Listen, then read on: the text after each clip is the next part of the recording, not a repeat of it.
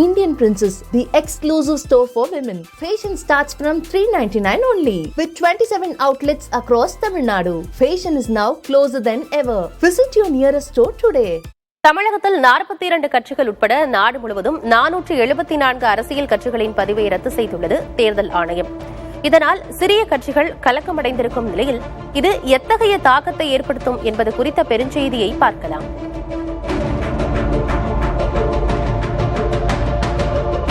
தொடர்ந்து 6 ஆண்டுகள் தேர்தல்களில் பங்கேற்காத கட்சிகளின் பதிவை தேர்தல் ஆணையம் ரத்து செய்துள்ளது.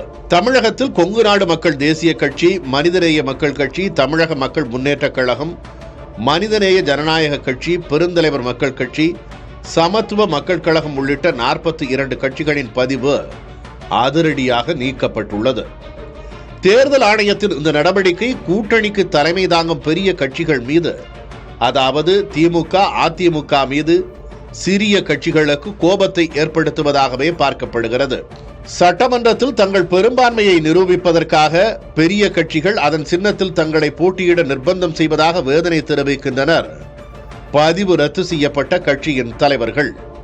ஒருவேளை நாங்கள் ஒரு கட்சி சின்னத்தில் நின்று, எங்களுடைய கட்சி சின்னத்தில் நின்று அந்த கட்சியுடைய சின்னமானது ஒருவேளை பாப்புலர் ஆகிவிட்டால், மக்கள் மத்தியிலே அது நின்று விட்டால், ஒருவேளை நாளை அவர்களை பாதிக்கும் என்ற எண்ணத்தினால் அவர்கள் செய்கிறார்களா என்று எங்களுக்கு தெரியவில்லை. ஏன்னா எங்களை பொறுத்தவரையில் அவர்கள் சின்னத்தில் நிற்கிற எங்களுக்கு எந்த விதமான ஒரு நன்மையும் இல்லை. அதனால் மக்களுக்கும் நாங்கள் அண்ணா திராவிட முன்னேற்ற கழகத்தின் வேட்பாளராகவோ அண்ணா திராவிட முன்னேற்ற வேட்பாளராகவோ தெரியும். எந்த கட்சியாக இருந்தாலும் அவர்களது சின்னத்தில் தான் போட்டியிட விரும்புவார்கள் என மதிமுக முதன்மை செயலர் துரை வைகோ தெரிவித்துள்ளார். எந்த கட்சியா இருந்தாலும் அவங்கவுங்க சின்னத்துல நிக்கணும்னு ஆசைப்படுவாங்க. அது ஒரு அடிப்படையான ஒரு விஷயம். ஆனா இது எங்களுடைய தலைமை எடுக்க வேண்டிய முடிவு தான். தலைமையும் அவங்க கூட்டணி தலைமையும் அவங்க சேர்ந்து எடுக்க வேண்டிய முடிவு.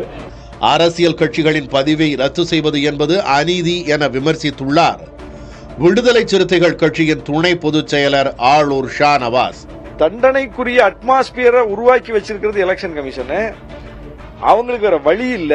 அவங்க மக்கள் பணி ஆற்றினாலும் சட்டமன்றத்துக்குள்ள நாடாளுமன்றத்துக்குள்ள போறதுக்கு ஒரு புகழ்பெற்ற சின்னம் அவங்களுக்கு தேவைப்படுது. ஒரு பெரிய கட்சியினுடைய துணை தேவைப்படுது. அவங்கள்ட்ட பொருளியல் செலவுக்கான பங்கீடு அவங்க செய்ய வேண்டிய ஒரு நிலையில இருக்காங்க. இப்படி ஒரு நிலைமையில கட்சிகளை கொண்டு தள்ளிட்டு நீ பெர்ஃபார்ம் பண்ணல, அதனால உன் பதிவு ரத்து பண்றேன் அப்படின்னா அது அநீதி.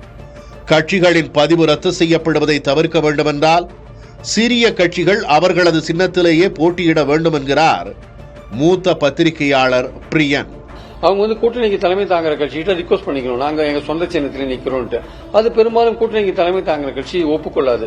சோ இப்போ ஜவஹர்லாவோ இல்ல ஈஸ்வரன் அவர்களோ தமிழ் அன்சாரி கூட திமுக கூட்டணியில் தான் இருக்காரு.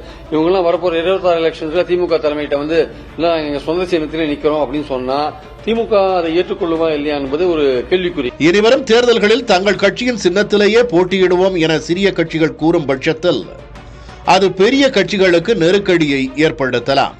இந்த விவகாரத்தில் கூட்டணிக்கு தலைமை தாங்கும் கட்சி எந்த மாதிரியான முடிவை எடுக்கும் என்பதை பொறுத்திருந்தே பார்க்க வேண்டும். Indian Princess, the exclusive store for women. Fashion starts from $399 only. With 27 outlets across Tamil Nadu. Fashion is now closer than ever. Visit your nearest store today.